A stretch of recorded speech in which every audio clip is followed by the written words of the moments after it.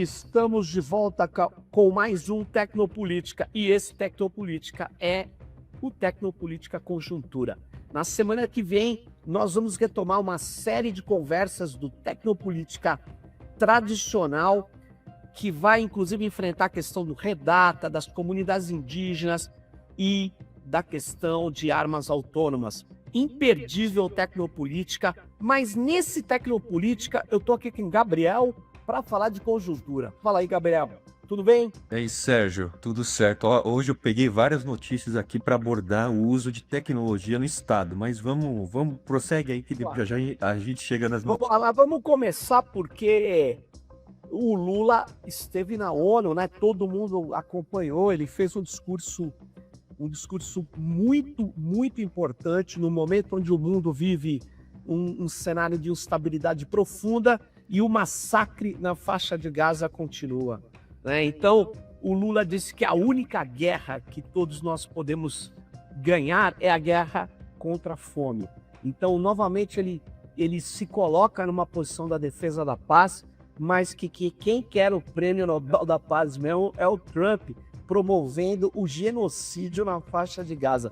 É surreal, né, gente? É surreal. Mas o Lula, no seu discurso, mostrou que a tecnopolítica está no coração das questões geoestratégicas e da grande política hoje, né, Gabriel? Porque, olha só, ele tratou das Big Techs, tratou da regulação das Big Techs, deixou claro que regular Big Techs não é atacar a liberdade de expressão. Ao contrário, a regulação é fundamental, entre outras coisas, para garantir a liberdade de expressão. Vou deixar claro aqui, né, uma denúncia que eu recebi aqui. O perfil e o canal Esquerda Online foram bloqueados no domingo pelo Grupo Meta. O Grupo Meta disse que a conta deles não poderia continuar sendo exibido para os seus seguidores porque ela violava as diretrizes da plataforma. E o que eles estavam fazendo no mesmo momento? Cobrindo as manifestações contra a PEC da bandidagem. Como a gente já disse várias vezes aqui, o Grupo Meta, o Grupo Alphabet, a Amazon, o X, todos esses caras vão e já estão interferindo na formação da opinião pública brasileira para defender os interesses, no caso aí, da bandidagem, da extrema-direita, porque o Grupo Meta depende, para não ser regulado no Brasil, da aliança com o Centrão e da extrema-direita. Então, veja bem, quem viola a liberdade de expressão são, na verdade, as Big Techs, né? Então, isso que fique claro aí, Gabriel. Vamos nessa. Nessa defesa delas pela liberdade de expressão, na verdade, elas atacam, né? Isso que elas não percebem. Ao defender a liberdade de expressão, na verdade, elas atacam a liberdade de expressão. Mas, enfim, eu trouxe aqui uma outra notícia, Sérgio, que é sobre a Albânia, né? A Albânia, ela nomeou uma inteligência artificial como ministra. Isso foi feito, o nome da ministra é Diela, que seria a ministra responsável por licitações para combater fraudes, né? Isso foi feito pelo Edi Rama, que é o novo primeiro-ministro, né, do país, e ele falou o seguinte: as licitações públicas, ela está sendo adotada para isso, né? Para que as licitações públicas sejam 100% livres de corrupção, né? E a ideia é que ela seja neutra, seja técnica, e ela foi criticada, né, dentro do país por ser inconstitucional, né? Porque um robô, o argumento é, o robô não é humano, não tem nacionalidade albanesa e por isso não poderia ser usado. E a própria inteligência artificial respondeu: é verdade, eu não tenho cidadania, nem ambições ou interesses pessoais, né? Como se ela fosse absolutamente neutra. Então comente o que você Mas eu acho o seguinte: primeiro, o Gabriel, o que ele nomeou foi uma rede neural que provavelmente foi treinada dentro de técnicas da chamada IA generativa, ou inteligência artificial generativa, que nada mais é que um sistema automatizado que foi treinado, ou seja, extraiu padrões de bilhões de dados por uma grande Big Tech e que foi ajeitada para responder como um humano, ou seja, ela foi na verdade, organizada, né, para extrair padrões de textos, de imagens e tudo mais, e para falar, né, responder como humano.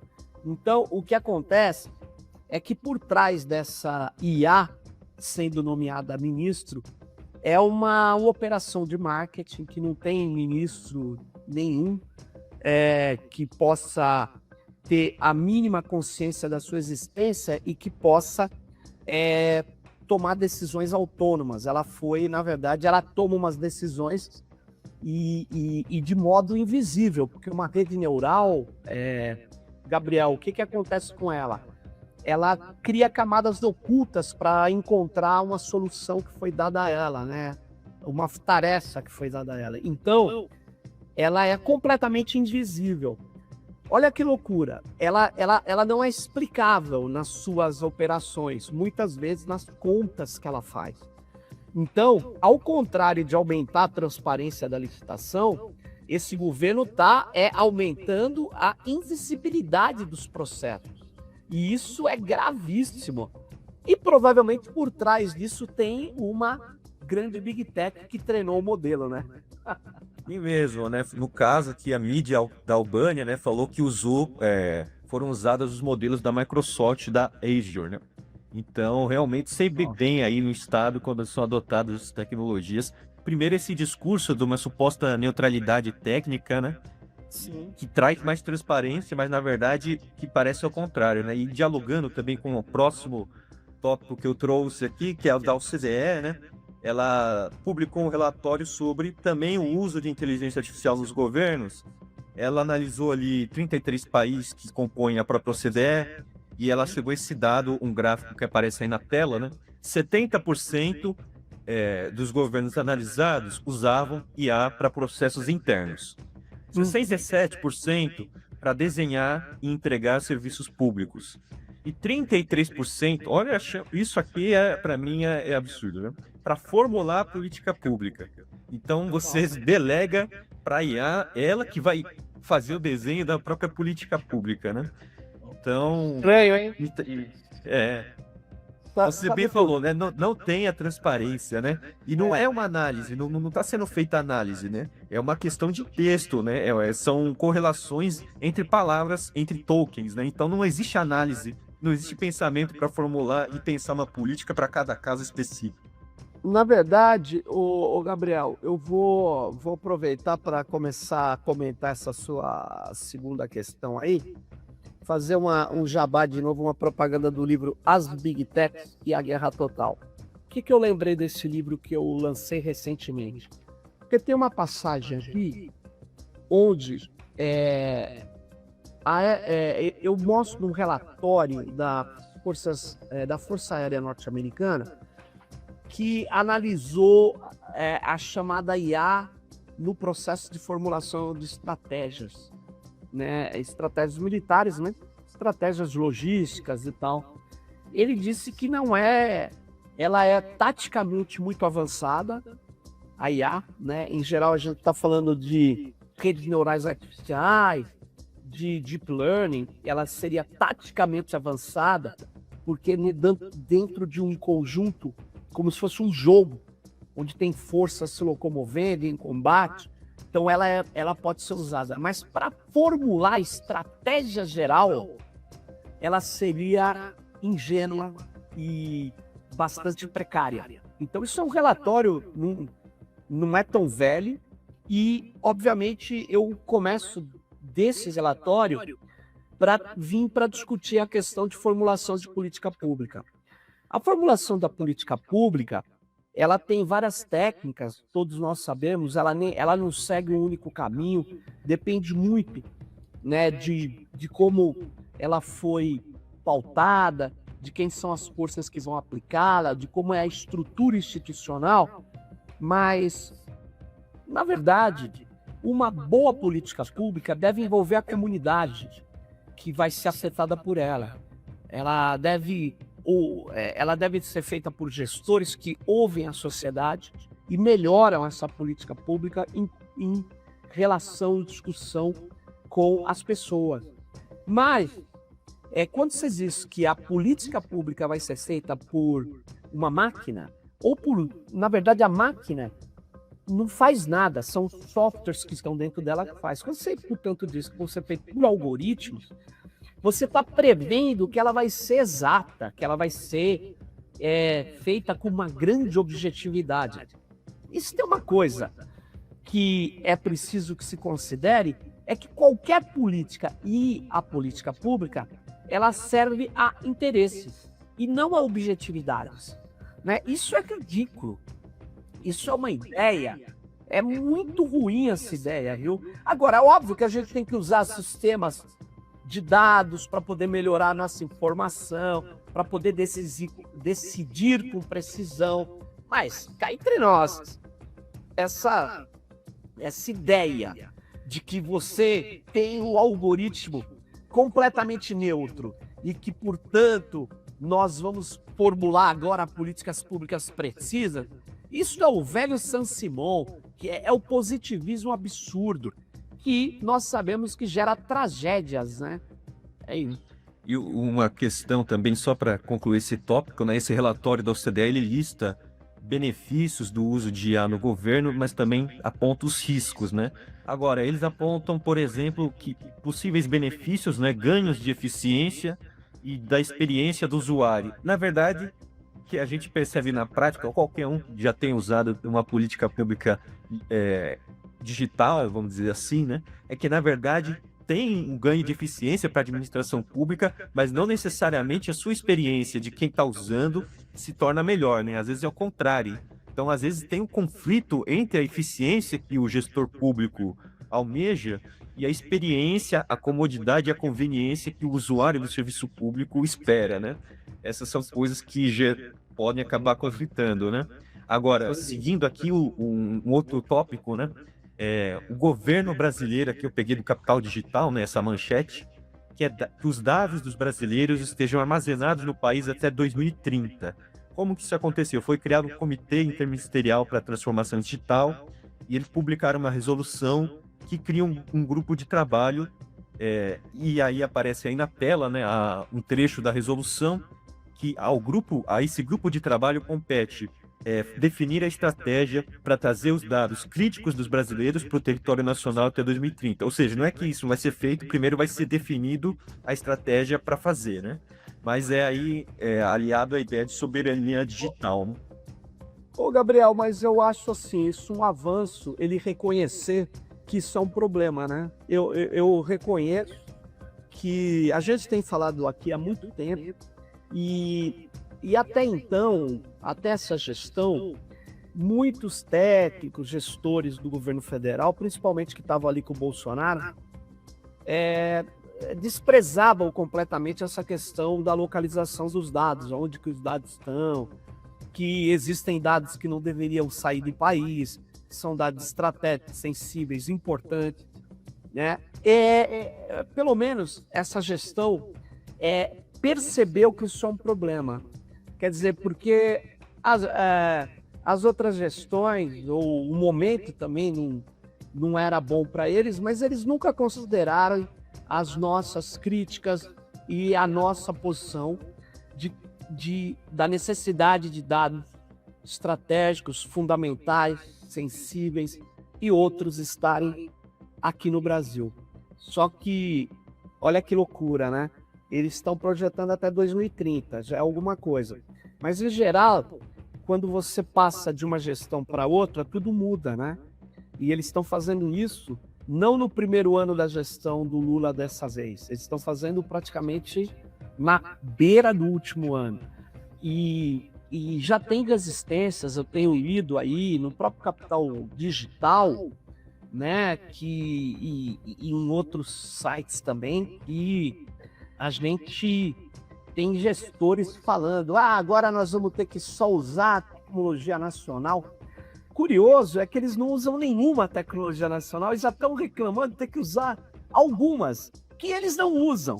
Então eles já estão criando um esquema para vir aqueles jornalistas vendidos, os lobistas, para falar, olha, o Brasil está no atraso. Porque, Gabriel, O Fernando Henrique Cardoso e o Zucanato conseguiram fazer uma coisa muito eficaz aqui no Brasil na política pública. É desaparecer com a ideia de política nacional. Você pode ver, a gente conseguiu trazer a política de soberania nacional, soberania digital, né? A gente conseguiu, na própria campanha do Lula, tem aí, vocês podem, o Laboratório de Tecnologias Livres da Federal do ABC, né, junto com o grupo da Unicamp, encabeçou um manifesto, foram 600 pesquisadores e ativistas assinaram, com um plano de emergência pela soberania digital. E entrou no ralo, né? Porque tinha gente lá, não vem o caso os nomes, isso não está em questão, que dizia que tecnologia era pouco importante e tal. Aí o mundo dá voltas, né? E aí esses caras que hoje ocupam grandes posições no governo, em bancos de desenvolvimento econômico, esses caras estão ali, né, vendo o que é a tecnologia nesse contexto geopolítico e econômico global. Mas eles desprezavam isso. Mas o que acontece é que ainda tem um lobby dentro do Estado. Você vê aquela escola ENAP, Gabriel, que é uma escola importante, respeitada, né, para a administração pública, fez parceria com a OpenAI para poder enfiar o OpenAI dizendo que eu vou formar servidores públicos com a OpenAI, com o ChatGPT. Na verdade, eles vão entulhar o ChatGPT colocando informações da gestão pública no ChatGPT, porque se eles não sabem como é que funciona, a gente podia alertá-los, né? Que tudo que você coloca no ChatGPT vai para o OpenAI. Então, mas eu coloquei e ninguém viu.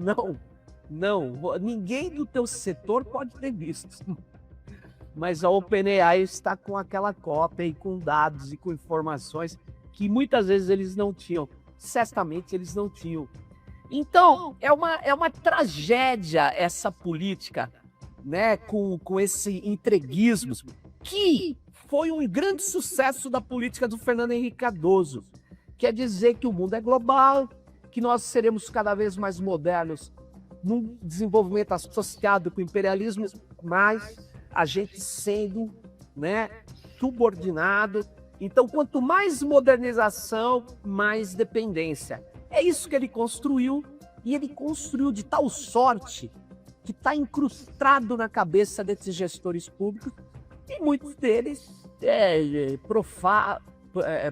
propagam ideias de esquerda e tal, até são de esquerda, mas nesse aspecto eles não conseguem, primeiro, incorporar a tecnologia na economia.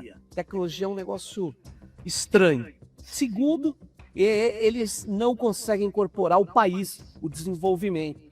Né? Lamentável isso, né, Gabriel? Lamentável. E cada vez mais, parece que fica cada vez mais evidente, latente o quanto que isso é necessário, né? Toda essa questão do Trump, da reunião com os CEOs das Big Techs, as falas na ONU, parece que isso vai emergindo e vai se tornando mais claro, né? A necessidade de você resguardar os dados dos brasileiros no território nacional. E essa primeira resolução, vamos dizer assim, é um primeiro passo para isso, né?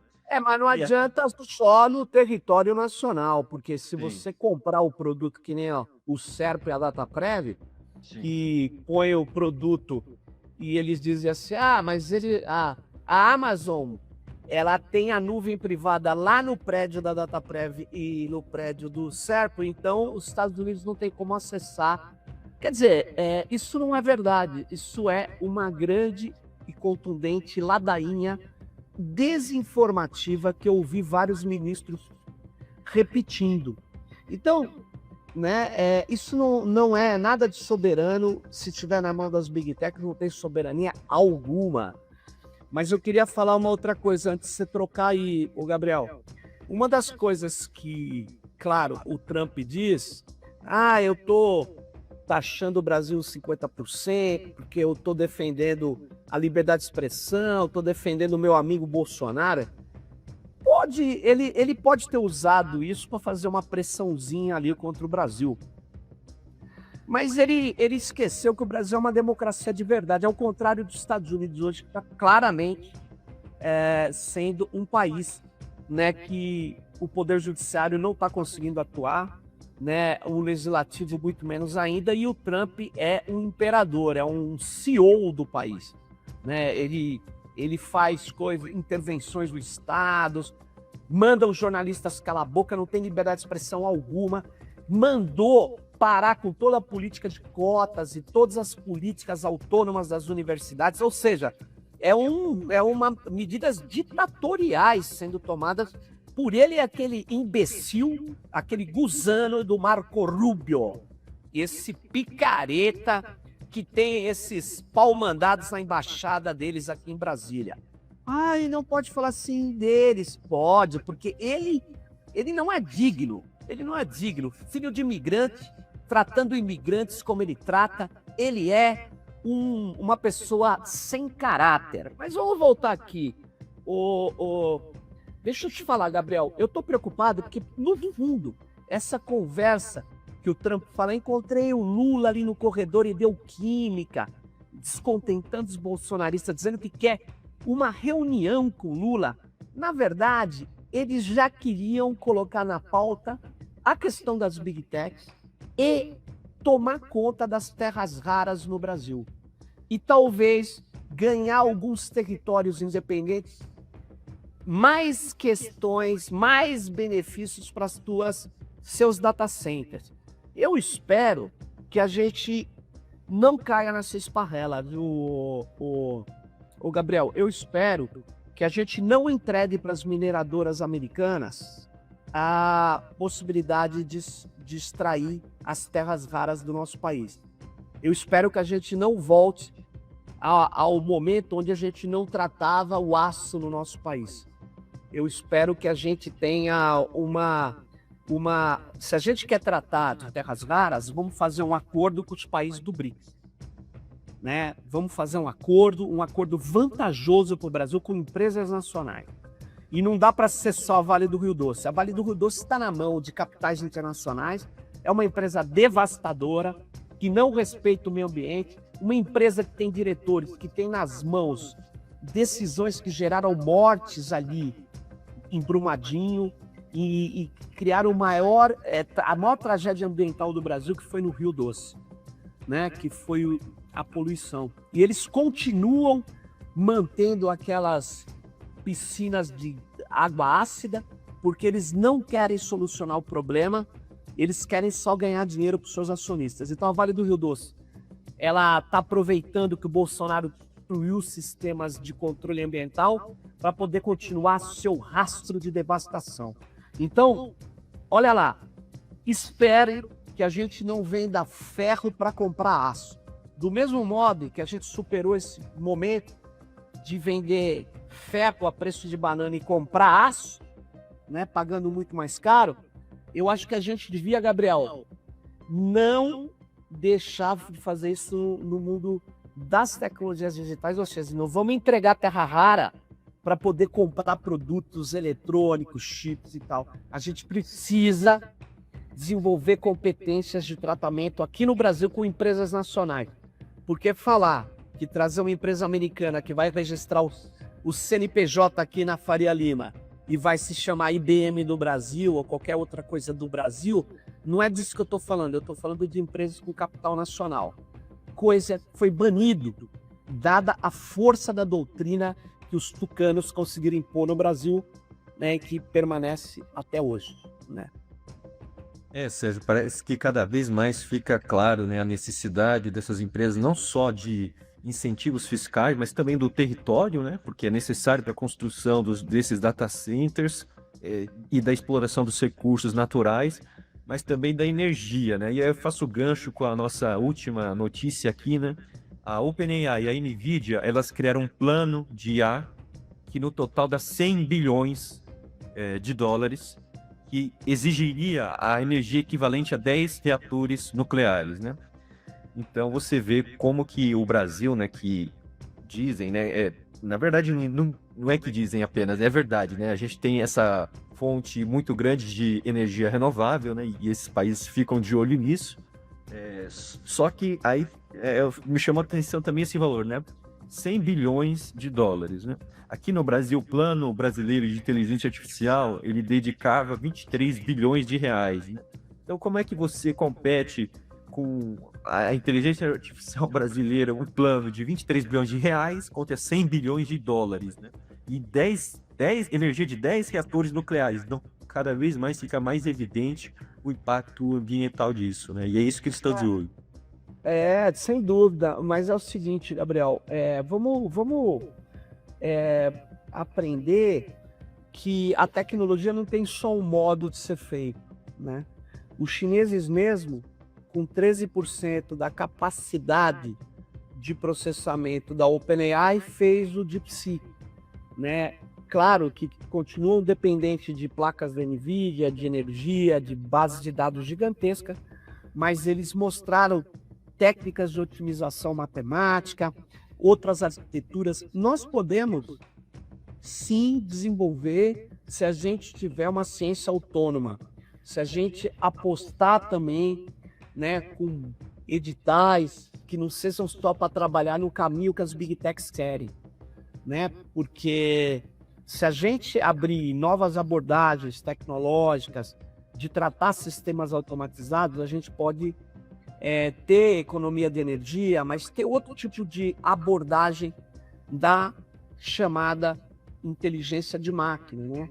Então, eu acho que a gente tem uma série de soluções e a gente tem possibilidade de usar soluções informacionais, soluções sistematizadas, automatizadas, que não seja necessariamente só de IA, porque eu já vi cada aplicação aí, Gabriel, do cara falando, vou usar IA para fazer determinadas operações. Eu falei, mas por que você vai usar uma rede neural para fazer uma coisa que um algoritmo simples resolve? Aí o cara fala, ou seja, vamos parar com isso, gente. O que é isso? Né? Tem limite. As pessoas precisam saber quando usar um deep learning e quando você usa programação normal, né? Porque a não ser que você fale, eu quero que tudo seja feito por um único centro inteligente. E aí eu tenho uma triste notícia para quem pensa assim. Isso não existe. Essa ideia de que a IA substitui o humano é uma papagaiada, o Gabriel. Vamos combinar. Isso é para gerar um mito, para nos distanciar daquilo que é a gente formular os projetos e controlar e fiscalizá-los, né? Ou seja, uma coisa que eu fico... É uma questão, né, para a gente debater aqui, mais uma dúvida, mas, por exemplo, não necessariamente, talvez o caminho para o Brasil não seja essas IAs gerativas ou generativas, né? Porque você vê, a gente tem setores que são estratégicos, você vê a Embraer, a Embrapa, ou seja, será que esses setores, será que eles não podem, por exemplo, uma inteligência artificial que vai ser usada nos aviões, por exemplo, pode ser uma coisa que seja de interesse nacional, uma que seja usada na agricultura, mas aí seria preditiva, né? Ou, enfim, só algumas ideias. Mas Gabriel, isso está sendo usado, né? A gente tem muito... Os aviões, eles têm o seu centro de controle eletrônico, eles têm já modelos treinados, estão sendo aperfeiçoados mesmo nos projetos com aprendizado de máquina. Sim, isso está sendo feito e isso tem que ser desenvolvido especificamente aqui também. Ou seja, as escolas de engenharia, em vez de ser só usuária de software, né, desenvolvidos nos americanos, deveria pensar, usando algoritmos de aprendizado, como realizar ou como desenvolver soluções para as nossas engenharias aqui, para as nossas demandas. Isso que você falou é plenamente viável, mas a gente pode também mudar, estudar o core mesmo da chamada computação, né, do que tem sido chamado de inteligência artificial, e apostar em abordagens que não sejam apenas conexionistas, né? Existem várias, mas a gente pode ir aperfeiçoando e criando novas. Então, eu acho que a gente tem várias possibilidades, desde que a gente não seja só consumidor de produtos e sistemas desenvolvidos no norte global.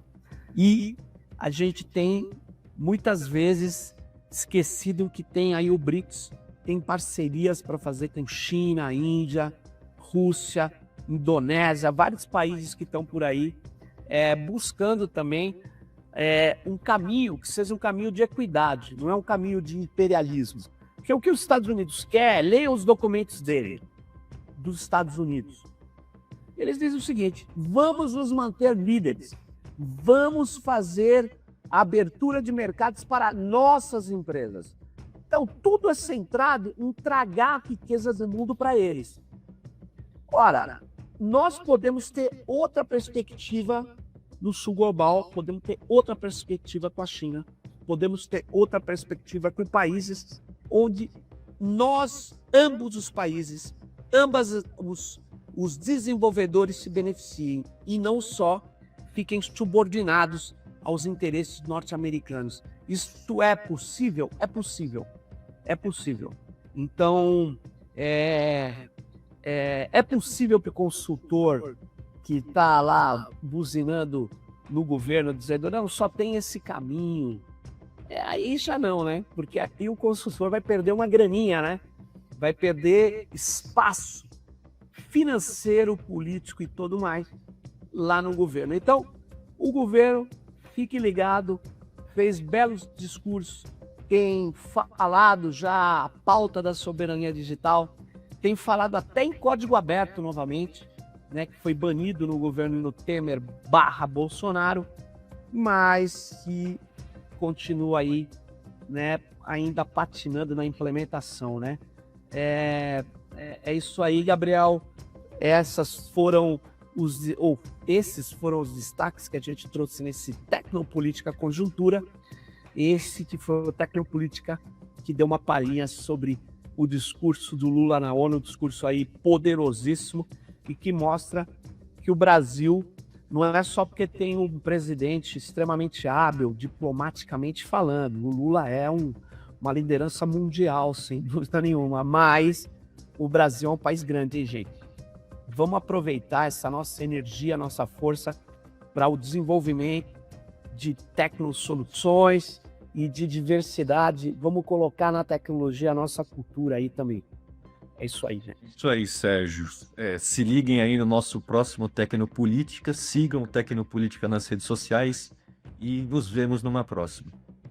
E antes de desligar, dia 3 de outubro, a gente esqueceu disso, os caras... Verdade, é importante. 3 de outubro, dia 2 e 3 de outubro, olha só, isso tem que ser um destaque aqui, tá subindo aqui, ó, se inscrevam, ainda dá tempo de se inscrever na primeira conferência de inteligência artificial com direitos sociais, que vai ocorrer no dia 2, no Sindicato dos Metalúrgicos de São Bernardo do Campo, e no dia 3, com grandes discussões lá em São Bernardo, no auditório A da Universidade Federal do ABC. E aí, Gabriel, essa conferência vai trazer pesquisadores, vai trazer estudantes, vai trazer acadêmicos, junto com sindicalistas. É um encontro inédito, onde o mercado de trabalho, a divisão internacional do trabalho vai estar sendo avaliada.